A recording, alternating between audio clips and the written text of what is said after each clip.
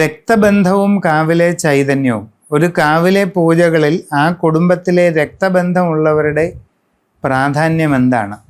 ഉറപ്പായിട്ടും ബന്ധമുണ്ട്. കാരണം ഒരു കുടുംബത്തിന് വേണ്ടി സ്ഥാപിച്ച് ആരാധന നടത്തുന്ന ഒരു കാവെന്ന് പറഞ്ഞാൽ ആ കുടുംബത്തിലുള്ളവരുടെ കുണ്ടലിനി ചൈതന്യവുമായിട്ട് ബന്ധമുണ്ട്.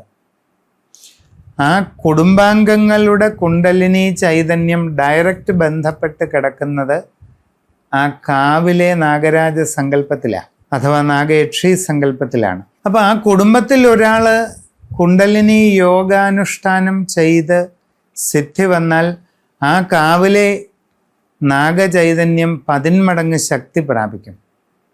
ആ കുടുംബത്തിലെ ഒരംഗം ഹഠയോഗയോ കുണ്ടലിനി യോഗയോ ക്രിയായോഗയോ ചെയ്ത് യോഗീഭാവത്തെ പ്രാപിച്ചാൽ ആ കുടുംബാംഗത്തിൻ്റെ ബന്ധതയിലുള്ള കാവിൽ എന്തഭീഷ്ടങ്ങളും സാധിക്കുമാറുള്ള അതിദിവ്യമായ നാഗചൈതന്യം രൂപം കൊള്ളും.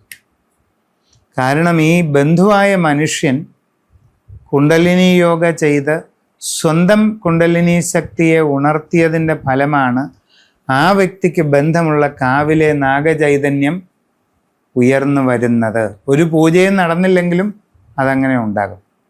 അതായത് ഒരു സർപ്പക്കാവിലെ ചൈതന്യവും ആ സർപ്പക്കാവുമായിട്ട് ബന്ധപ്പെട്ട രക്തബന്ധമുള്ള കുടുംബാംഗങ്ങളുടെ കുണ്ടലിനി ചൈതന്യവും തമ്മിൽ അതീവ ബന്ധം ഉള്ളതായിട്ടാണ് തന്ത്ര യോഗാശാസ്ത്രം പറയുന്നത്.